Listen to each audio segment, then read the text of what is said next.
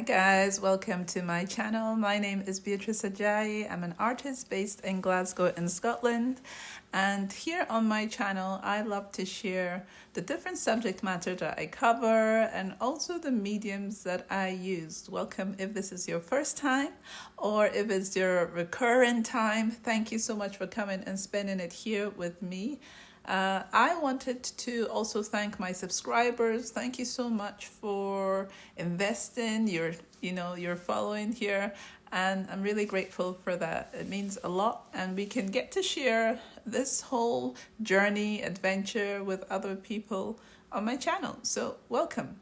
Some weeks ago I got a comment from someone who was called Cat Girly 13.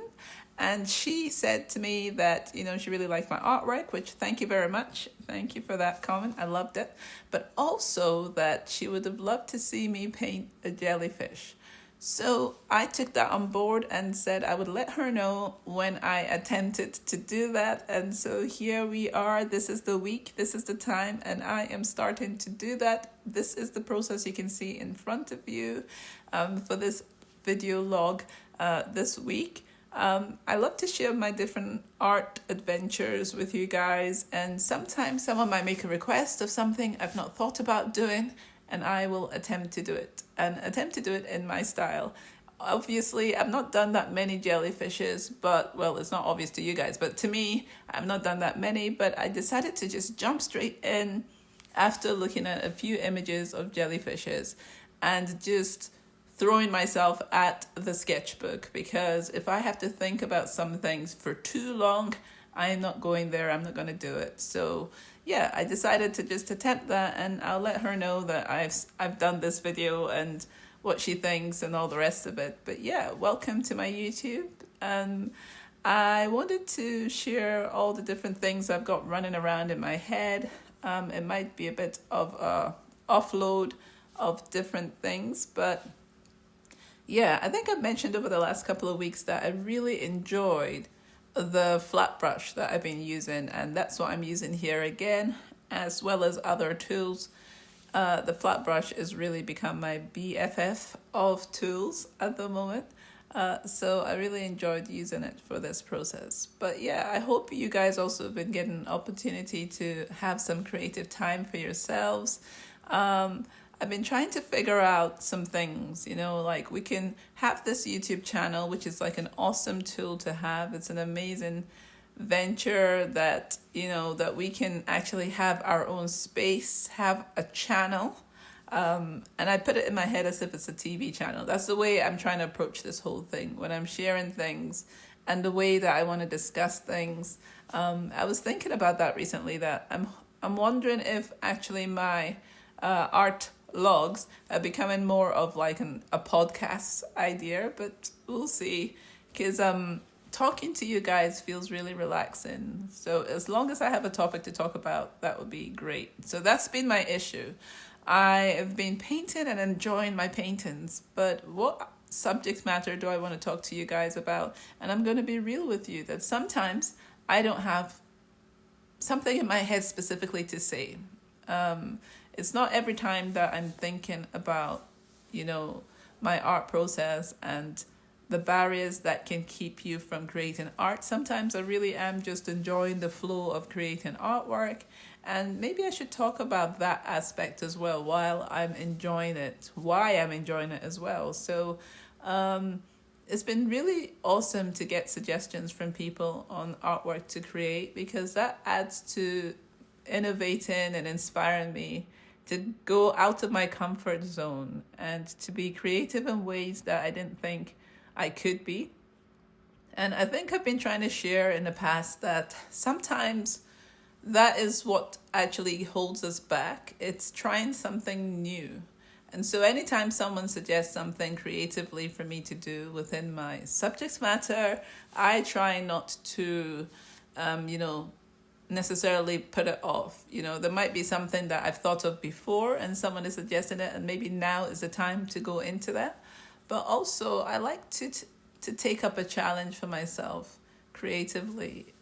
Even the fact that I've been painting for so long, it doesn't mean that we still don't have our reservations And from the outside, sometimes people can think that you're very confident about what you do creatively as an artist and that you never have any doubts or any kind of, lack of confidence.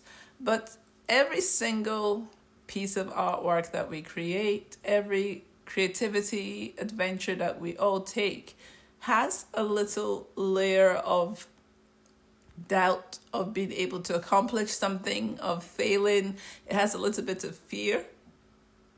So the difference, I think, is that we do it anyway. We do it anyway, regardless of what the outcome might be, regardless of the fact that it's kind of like we're blindfolded through the journey for a lot of the artwork. We could look at this in different ways. Some people will plan for what it is that they want to create. So some people will have sources, references, and they will plan out their journey. And I love that idea of planning out your journey. But then there's the other side of it that, yes, you could be painting and you could be creating some artwork, and then your brush might mistakenly do something you don't want it to do. You might spill your paint across your canvas or your substrate, your paper, whatever you're using, your art panel. Or you're doing a sculpture and then you might mistakenly break a piece of it off while you're creating it. Or you're doing your crocheting and you might miss a loop, a stitch that you're doing. All sorts of things could happen in that planned out process. So what do you do then? What will you do if something like that happens? So there's multiple kind of phrases and comments I've seen over the past couple of weeks, which is so interesting to me. There was an example of a guy, I'm trying to remember where I saw it, if it was one of the shorts here on YouTube, but he'd created this beautiful, realistic painting, and he'd walked off because he's a father and he has kids. And his message was this idea of his kid, one of his children, basically coming in and painting all over this painting that he has created and he has left there looking so pristine to care for another child, for his other second child. And the older one had come in and painted over the whole painting with like his own child marks. And he came back, and the reality is, as a parent, your experience of how you create your art will be slightly different. There's going to be times when you're going to have collaborations you didn't ask for. And so what do you do then? What do you do when things don't go according to plan? You could plan out that gallery, exhibition or whatever, and then you've planned for how many people you think are coming, and then either less or more turn up. So less turning up, you would feel like your confidence is broken, what's the point of it all? More turning up would still cause you stress because there's maybe not enough room, there's not enough snacks, there's not enough space for people, and there's not enough people to assist people if they're asking questions to buy your product, your artwork, your sculpture, your creation. So there's so many layers to what happens when we don't have control of situations. When it comes to our creativity or just life in general, what do we do with all of that? And so I just find it really interesting to look at that idea of turning things around, because someone else had this conversation in the last couple of weeks that I've seen of when you have something that you have no control over, you'd planned it one way and it turned out a different way. How do you deal with that? How do you turn that around to be a life lesson, to be something that you end up learning from? How do you turn that around?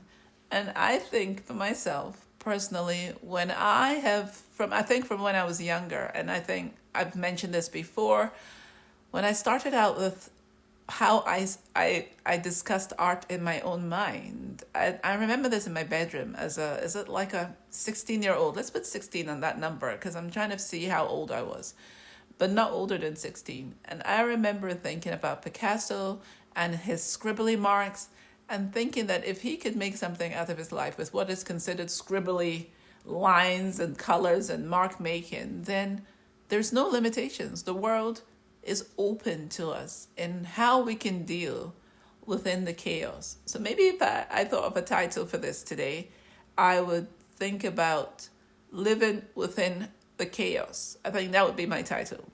And So that helped me to be free in how I approach my artwork. It helped me to be able to take chances, not have walls around my creativity, being basically in the process of where when we talk about the ugly stage, it's like a permanent ugly stage that I'm in, because at any point I can either improve this creative adventure or something could mess it up. So you are in a flux of, it's like almost your feet being on two sides of a precipice or like a void, and you are not in control of your artwork. I think for me, I feel like I start with that process of not being in control of my artwork at any point. And going along the journey and meeting the different challenges, putting that mark down and thinking, right, okay, what do I do now? I've just put that brush mark down. Let's see what else I can do. Oh yeah, maybe I could use this little rolly thing. And then let's see what that does. And then when I've done that, I'm like, maybe I could collage some stuff, like maybe like over here and see what happens then. And then I go back and I look at it again and I'm like, oh, maybe I could scratch some marks into these areas here and see what happens then. And maybe I could add some more paint. What color have I not tried? Oh, okay, right. So that color's gone there. Okay, what color would go with this color? And then try that. And I was like, okay, maybe what I could do now is let this dry and I come back and maybe spray some stuff over here.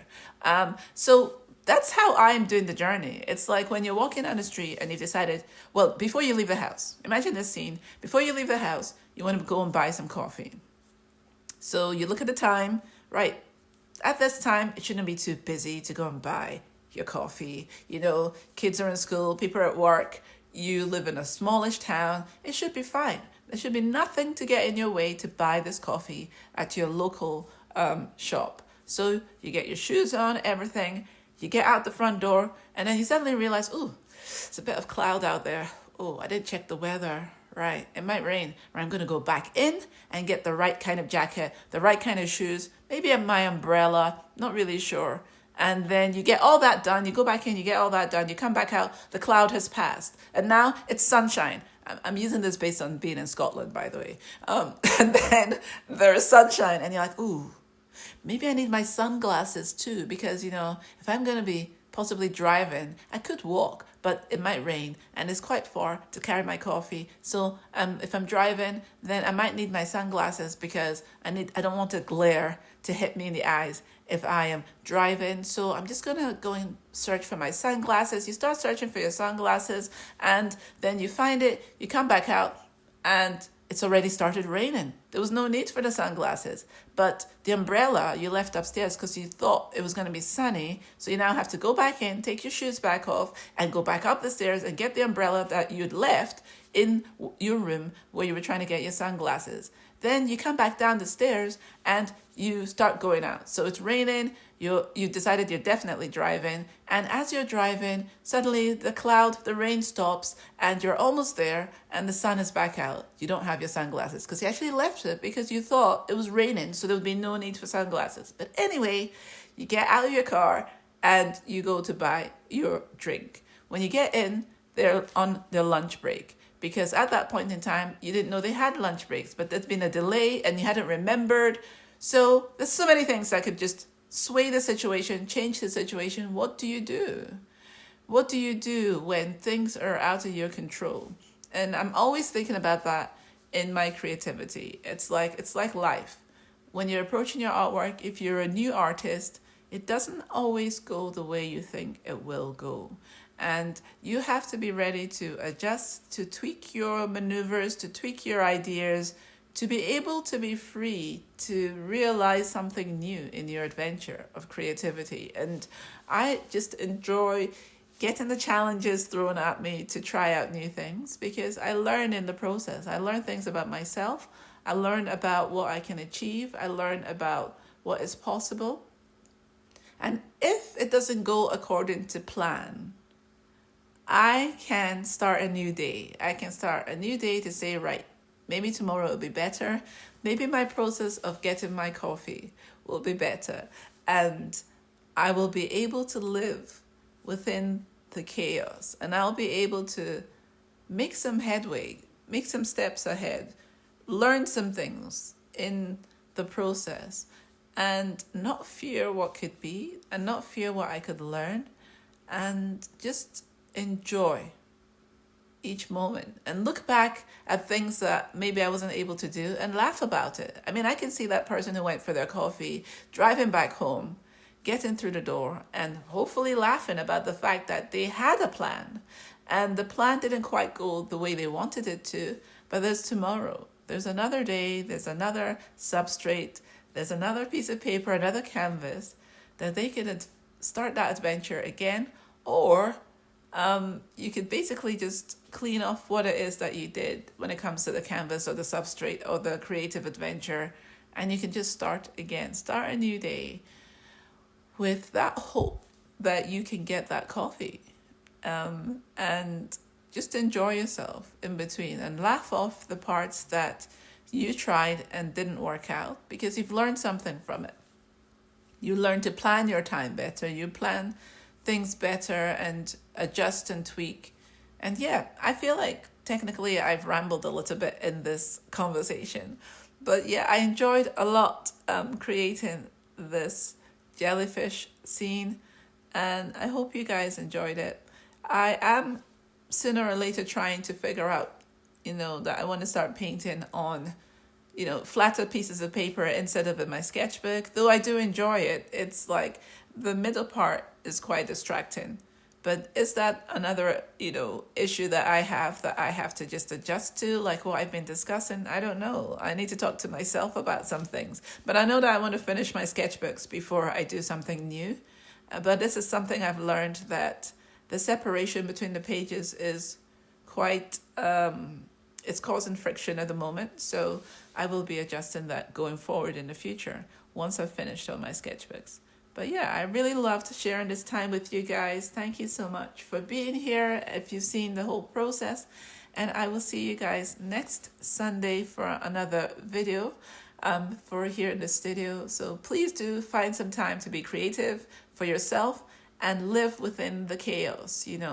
Be brave and be courageous and enjoy yourself while you do it. And do subscribe as well if you haven't. And I'll see you guys next week. Bye for now.